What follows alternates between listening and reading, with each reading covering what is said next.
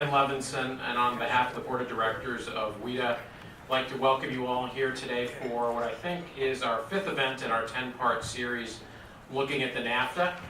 So far we've looked at agriculture issues in the NAFTA, as well as supply chains, dispute settlement, Chapter 19, and next Wednesday we'll look at what happens if the U.S. unilaterally decides to withdraw from the NAFTA. That's next Wednesday. We hope a lot of you can come back for that event. In December, we're going to look at energy issues in the NAFTA, and we're pleased to be joined at that event by former Congressman Charles Bustani, who's going to moderate the discussion. Information on both of those events can be found in your packet, and we hope to announce our 2018 NAFTA events later this year. Special thanks to the U.S. Dairy Export Council, who kindly sponsored today's event, and the National Pork Producers Council, who sponsored this entire series. We're very grateful to both of them for their support for WITA's educational mission. Of course, we welcome all of you to speak to Diego or myself about these and other sponsorship opportunities. For our NAFTA series, we have a New Year, Welcome to the New Year Party, an annual members meeting, and we haven't announced the date yet, but we're going to be having a Trade Around the World event in January, and we'll be looking at trade policies being addressed around different markets. We did the same event last December. It was very interesting to hear from what's happening on trade, not just in the United States and North America, but elsewhere while we're thinking about things like the NAFTA. To today's event, it's a special honor to be hosting such a distinguished panel. Governor Blunt, Dennis Darby, and my old friend Kevin Dempsey, thank you for joining us for this discussion of these important issues. After this first panel, we'll make a quick switch over. We're not going to have a formal break, and we're going to be featuring in that panel Christine Bliss, Orland Hernstadt, and Mary Sapos. After our panel will make their remarks, we'll have a discussion among the panelists and then time for questions with the audience. It's now time to turn the microphone and the stage over to my dear friend Bruce Andrews, who will moderate the discussion for both panels. You all know Bruce, who served as the Deputy Secretary of Commerce under Penny Pritzker, and before that was General Counsel of the Senate Commerce Committee, working for both our common old boss, Senator Jay Rockefeller. With that, I'm going to turn it over to Bruce. Thank you for doing this. Great. Well, first of all, thank you, Ken, for the introduction, and thank you all for being here this morning. I think, as you all know, we are at a remarkably interesting point in history, and I have to admit, if you would ask me a year ago, or maybe a year before Election Day ago, when I was working in the Obama administration and we were trying to figure out how to get TPP set up to be done in the next administration, I would not have imagined we would be in the position we are today. But what it does is it sets up for a very interesting discussion. I'm not going to go through and do the introductions of our distinguished panelists today. You all have seen their bios, but this is really a consequential time. I think it's one where having a fact-based debate where we understand what the potential ramifications of the policy choices that are made in this administration are so important. And I will say, as someone who is involved in 5 JCCTs and a number of different bilateral trade negotiations, this really is a different time. The way it's been done stylistically, the positions that the administration is approaching it from, the interaction with the business community is very different. And so I think having these discussions, and Ken, I want to thank you for really spending the time to bring out a discussion and bring both sides to the table, but so that we understand these important policy issues. So today, with our focus on manufacturing, it's a great time to talk about what will NAFTA really mean. And I think we have a very distinguished panel here today with several incredibly important perspectives in bringing a very comprehensive understanding of what this would mean to the American economy. Not only what NAFTA means to the economy now, but also what the potential ramifications of some of the changes that are being discussed. So with that said, I would love to turn it over to Governor Matt Blunt from APC to talk about the impact of this and what this means to the auto industry. Governor Blunt. Great. I think I may jump up to the podium just briefly here and walk through a quick slide presentation about what this means to the auto industry. But I certainly am grateful to WITA for inviting me today to talk about the perspective of the automobile industry and this potential NAFTA, certain NAFTA renegotiation, and of course potential concerns about what would happen if NAFTA ceased to exist. Just a little bit about the American Automotive Policy Council. We represent the common public policy interests of FCA, Ford, and General Motors. And NAFTA's really played a key role in the success and the comeback of all of those three companies. They've helped contribute to the record sales we've had, the increases in domestic and regional and production, and of course helped us to grow to over 240,000 employees. And that's just our three member companies, which employ about 2 out of 3 American auto workers. And of course, we would be remiss if we didn't point out a lot of that's due to the innovation and hard work and good business decisions of our companies and the great products that they're making. But NAFTA's also played a role. And I would argue that it's done so in a few ways. It certainly provided us with duty-free access to sizable automobile markets. It has definitely helped us to become more competitive in the global marketplace. And it's led to high levels of U.S.-made parts and components in cars that are produced in Mexico and Canada. So certainly while we believe NAFTA can be improved, it has certainly already greatly benefited the auto industry and the over 7 million American jobs that depend on the auto industry. So just a little bit first about the extent of automotive trade. I know many of you are familiar with this type of information, but of the $1.2 trillion in annual NAFTA trade, about 22%, or $240 billion of it, is in the automotive sector. And that really helped our sector last year to be the leading export sector again for many years in a row, with $137 billion in total exports between the automotive parts and vehicle manufacturers. 62% of our exports, 62% of our exports are to Canada and Mexico, so critical marketplace for us. As I mentioned, we have duty-free access, and that shouldn't be taken for granted, the duty-free access we have to the Mexican and Canadian markets. They're 2 of the 14 largest global automobile markets. There's only a certain number of 14 markets that have more than 1 million units of sales.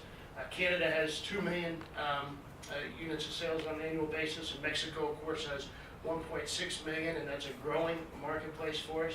If we were to lose, and we've, of course, computed what would happen if North American industry lost the tariff benefits that we get with NAFTA as we move parts across the border, often many times before the vehicle is completely assembled. If we were to lose those tariff benefits, it'd be a $10 billion cost to the American automotive industry. And that's a significant cost. That actually is equal to essentially the capital investment we're making on an annual basis. So you can have $10 billion in increased tariffs and taxes, or you can have $10 billion that goes into investing in North American industry and making us more competitive.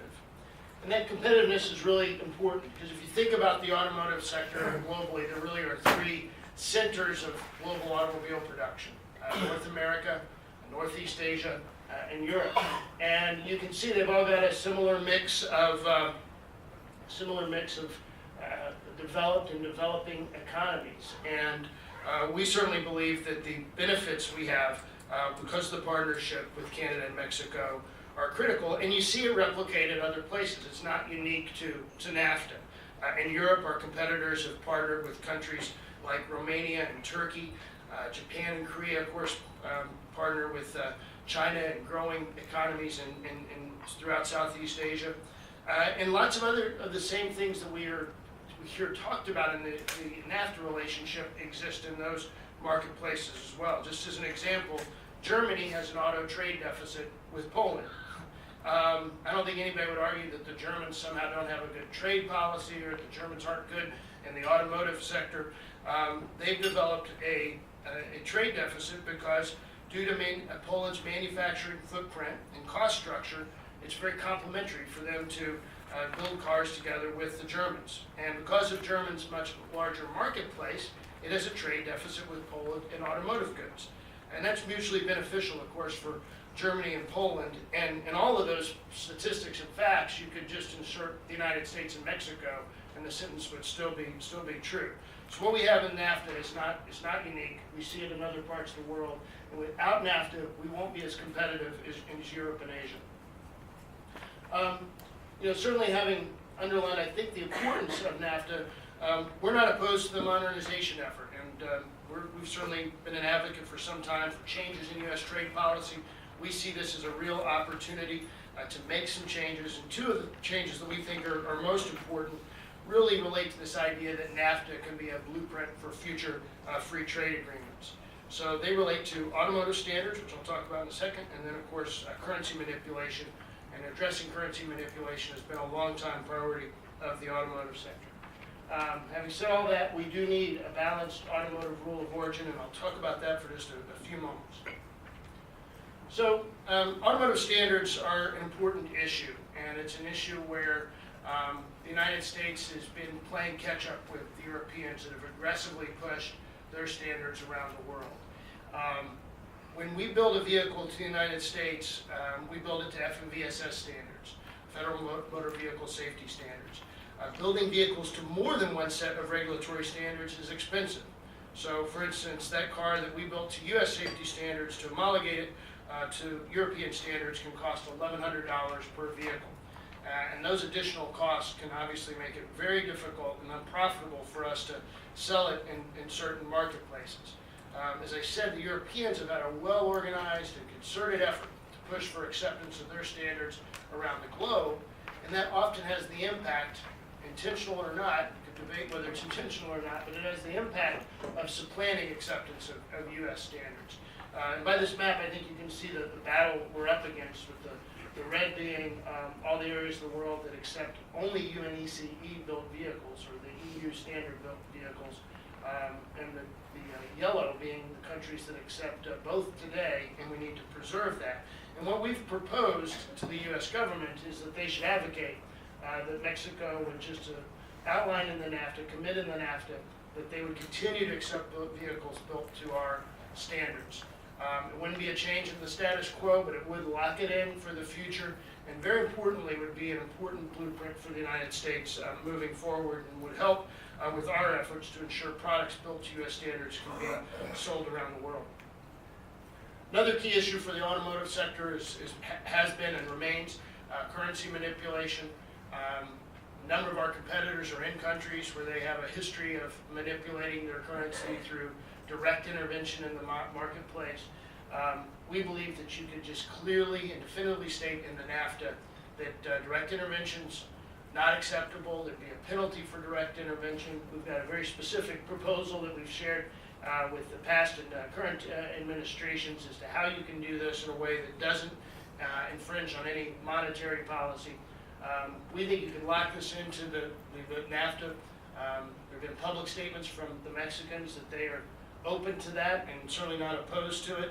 And given the cost of our product, currency manipulation can have a really meaningful impact in our sales, not just in the country that manipulates their currency, but around the world, in every market where we compete with that manufacturer. So we believe it's vital that currency manipulation be addressed in NAFTA, and if the Trump administration, clearly that would help fulfill a key pledge of President Trump when he was a candidate and as president to better combat currency manipulation around the world.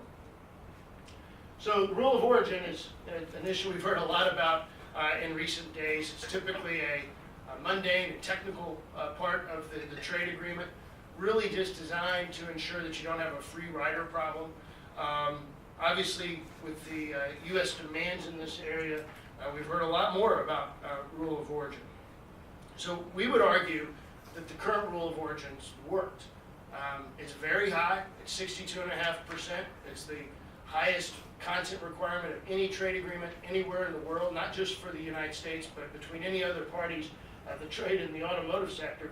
62.5% has been a content requirement that's high, but that's worked. It's led to a lot of U.S. content in Mexican and Canadian built vehicles. In fact, if you just look at the parts alone, not the total value of the vehicle, but the parts alone, in Mexico, about 60% of the auto parts content is U.S. content. In Canada, the number is even higher at 85%. So the current rule has allowed us to have a lot of content in those vehicles. And in the case of Mexico, which has trade agreements with a number of countries around the world that we don't, it's allowed us to re-export at least $3 billion parts on an annual basis. So it's been highly beneficial. as I said, the rule of origin is designed to ensure you don't have a free rider problem. We don't believe you have a free rider problem in NAFTA. We've explored these claims that there's lots of Chinese content in NAFTA-built vehicles, and certainly on an aggregated basis, that's just not the case. It's less than 6% of the content of a Mexican or US-built vehicle is from China. So we would certainly encourage the administration to really dig into the numbers and explore these claims before we make proposals that seem to be designed to solve a problem that doesn't really exist. And in a lot of ways, we think the current rule of origin proposal is a solution that's looking for a problem, again, a problem that doesn't exist today. And one of the reasons we're most concerned by the current rule of origin proposal is just what it's done to the state of the negotiations. We entered this optimistic that we could renegotiate a modernized NAFTA that would be beneficial for our industry and the entire U.S. economy. We're still hopeful. We still believe that can be done. But given the U.S. demands and the Mexican and Canadian response, we're very concerned that the negotiations could break down and could collapse. We think other people ought to be concerned about that because the ramifications for not having a NAFTA are severe. They're severe for the auto industry and they're severe for the entire U.S. economy. So we would have started with the idea that the worst thing that could happen is either a NAFTA that we can't use because it has requirements that are not reasonable, or no NAFTA at all. We would have thought that was a distant possibility, but we're increasingly concerned that could occur. So thanks for all the time. I've talked perhaps a little bit longer than I should, but I look forward to the dialogue and the questions. Thank you. Great, thank you, Governor Blunt. Let's just go across the way. So welcome Dennis Darby. Going in the wrong order. Dennis Darby from the Canadian Manufacturers and Exporters. Oh, those are slides, Careful. Hazard. Well, good morning. So I'm from the Canadian Manufacturers and Exporters. Just in case you don't know, we're Canada's oldest trade association. We were founded in 1871. And for the Canadian history buffs in the room, I know you know that was just 4 years after Canada became a country. And it was formed by an act of Parliament because, like the USA, politicians of the day knew that the importance of manufacturing to the economy, and it really remains a linchpin in our economy in Canada. And it's an unprecedented time for us, for Canadians, manufacturers to get understanding of the perspective of our American counterparts on the NAFTA renegotiations, and a chance for us to hear you. We've been talking to ourselves an awful lot in Canada about NAFTA. It's front page news. It's not quite front page news here, I've noticed, but it is home. And like most Canadians, we just appreciate getting invited to the party. We're the cousins from the north that you sometimes forget about. We're family, and I'm sure there have been so many Canadian politicians and business leaders coming down in the last few months reminding you that we're family. And maybe we are, but maybe for the cousins you don't want to see. Anyway, but we don't just do business together. We don't simply trade with each other. At the end of the day, we build things together, and Canada and the US compete together. The Canadian manufacturing sector is intrinsically linked to the US and Mexico, and our members have been very vocal and following the negotiations very closely. Manufacturers in Canada and the US know that we are the #1 stakeholder when it comes to international trade. 75% of what Canadians exports are manufactured goods. 75% of that goes to our NAFTA partners.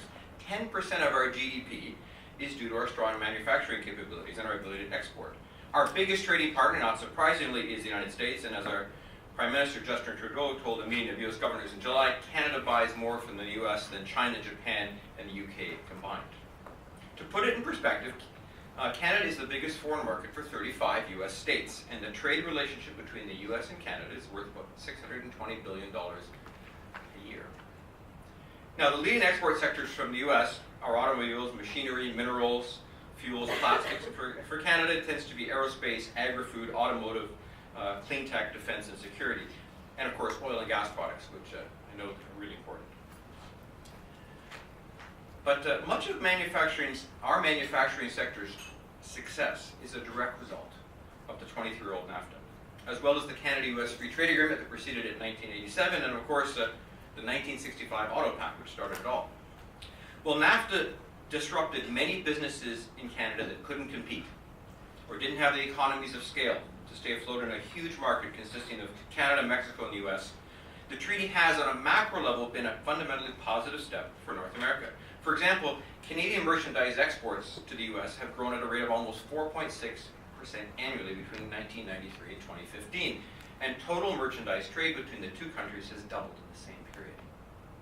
86% of the manufactured goods that Canada exports to the US are not finished goods.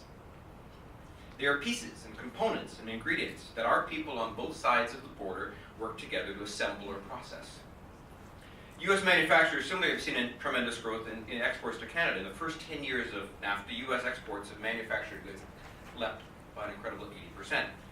And meanwhile, led by Canadian manufacturers, Canadian investment in the U.S. has increased nearly 10% a year, and it now stands at about $240 billion of investment in capital in the U.S. So manufacturing is the key component to the Canada-U.S. relationship, and NAFTA has been the engine for the manufacturing-led growth. It is critical, why we want to improve and modernize NAFTA. And despite all the good things in NAFTA, we know it could be better. Modernizing NAFTA represents a really great opportunity. Look, the early progress of the economic growth and investment has slowed down considerably since 2001, obviously after the border thickened. There have been many initiatives to try to make things move more quickly. But the agreement has not moved in sync with innovation, and business realities have emerged over the past 25 years. Small things, like the internet, and e-commerce didn't even exist when the original NAFTA was signed. And so although we didn't initiate the process, we didn't initiate the renegotiation, we agree that modernizing is important because we can learn from other trade agreements that both Canada and the US have signed. Canada recently signed the European Trade Agreement, the WITA, which really fits the new digital age better than NAFTA does it all. Now, we didn't anticipate that renegotiations would be easy. The minor tweaks at the first days of negotiation kind of became major impediments, as you know. And a lot of these changes we don't think make business sense, and we don't think make sense to us or to our counterparts here. Now, I think that the principle we've had is, and I think I speak from a consensus of manufacturers in both sides of the border. The idea is that we don't want to do any harm at a minimum. I mean, a group of manufacturing associations, including Governor Blunt's AAPC and NAM, our counterpart, have petitioned the USTR to really relook or to really come back and negotiate in good faith. And we heard the U.S. Chamber of Commerce say similar things. We echo your concerns, and I don't think a breakdown in talks is in the best interests of governments, and most certainly the people they serve, and certainly not us. And so we've said do no harm. And our colleagues in industry in the U.S. and Mexico agree. We need to maintain our supply chains. And the great unfulfilled promise to make NAFTA, the NAFTA region, a strong trading bloc vis-a-vis the rest of the world is something we should all want. Why not create trade rules that recognize the deep level of business integration between our nations? Why not leverage our joint assets to enable our industry to better compete against the world? Canada, the US, and Mexico represent about 25% of the world's GDP. And we can do a heck of a lot together in a positive way. So, we really have four imperatives that we've asked. One is to improve border regulations and control. This is the stuff that seems to be going well from everything we've heard from the negotiators. We need to facilitate the movement of goods, increase the efficiency of our supply chains, because time is money. But so far, there have been changes over the years, but really this is an opportunity to really modernize.